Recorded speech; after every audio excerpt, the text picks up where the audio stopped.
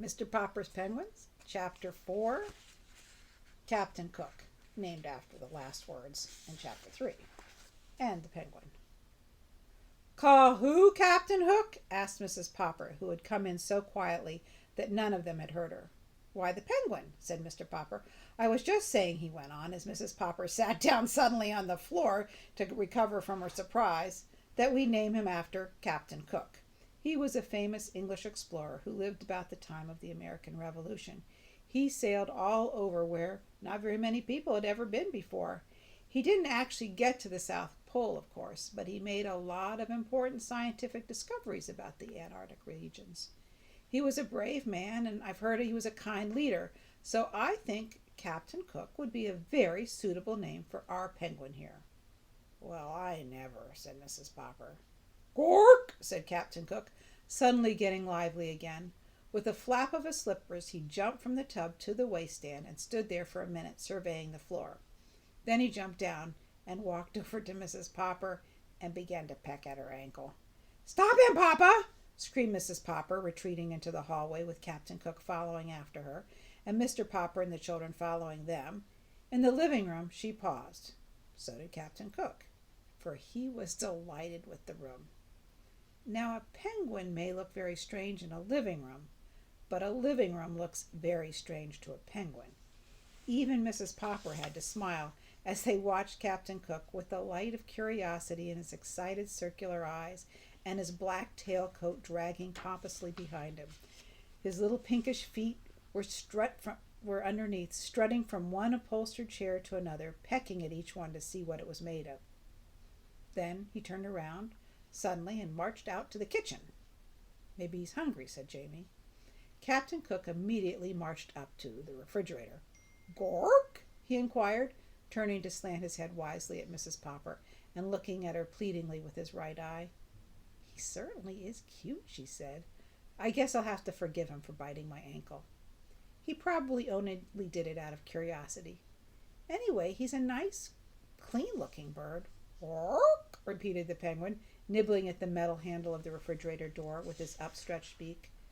Mr. Popper opened the door for him, and Captain Cook stood very high and leaned his sleek black head back so that he could see inside.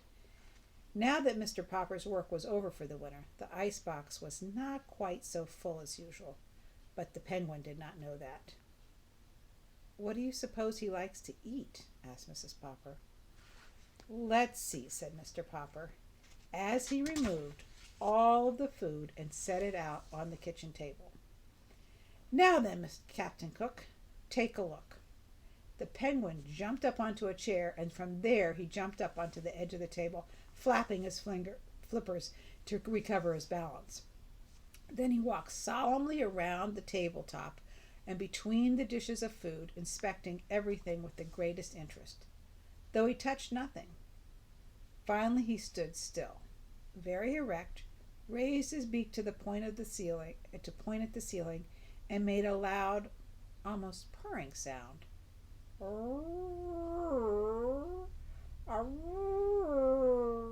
He trilled. "That's a penguin's way of saying how pleased it is," said Mr. Popper, who had read about it in his Antarctic books. Apparently, however, what Captain Cook wanted to show was that he was pleased with their kindness rather than with their food, for now, to their surprise, he jumped down and walked into the living room. "I know," said Mr. Popper. "We ought to have some seafood for him. Maybe shrimp or something? Or maybe he isn't hungry yet. I've read that penguins can go for a month without food." "Mama? Papa?" called Bill. "Come see what Captain Cook has done." Captain Cook had done it all right. He had discovered the bowl of goldfish on the dining room windowsill. By the time Mrs. Popper reached over to lift him away, he had already swallowed the last of the goldfish. "Bad, bad penguin!" reproved Mrs. Popper, glaring down at Captain Cook. Captain Cook squatted guiltily on the carpet and tried to make himself look small. "He knows he's done wrong," said Mr. Popper. "Isn't he smart?" "Well, then maybe we can train him," said Mrs. Popper. "Bad, Naughty captain, she said to the penguin in a loud voice. Bad to eat the goldfish. And she swatted him on his round black head. Before she could do that again, Captain Cook hastily waddled out to the kitchen. There the Poppers found him trying to hide in the still open refrigerator. He was squatting down underneath the ice cube coils, under which he could barely squeeze, sitting down. His round, white circled eyes looked out at them mysteriously from the dimness of the inside of the refrigerator. I think that's about the right temperature for him at that, said Mr. Popper. We could let him sleep there at night. But where will I put the food? Asked Mrs. Popper. Oh, I guess we can get another icebox for the food, said Mr. Popper. Look, said Janey, he's gone to sleep. Mr. Popper turned the cold control switch to its coldest so that Mr. Cook could sleep more comfortably. Then he left the door ajar so that the penguin would have plenty of fresh air to breathe. Tomorrow I will have the icebox service department send a man out to bore some holes in the door for air, he said, and then he can put a handle on the inside of the door so that Mr. Cook can go in and out of his refrigerator as he pleases. Well, dear me, I never ever thought that we would have a penguin for a pet, said Mrs. Popper. Still, he behaves pretty well. And he's so nice and clean. Perhaps he would be a good example to you and the children. Oh, now, I declare, we must get busy. We haven't done anything but watch that bird. Papa, will you just help me to set the beans on the table? Just a minute, answered Mr. Popper. I just happen to think that Captain Cook will not feel right on the floor of that icebox.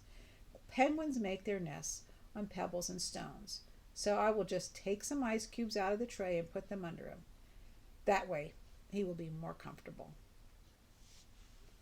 That was the end of chapter 4. Next we have chapter 5, Troubles with a Penguin.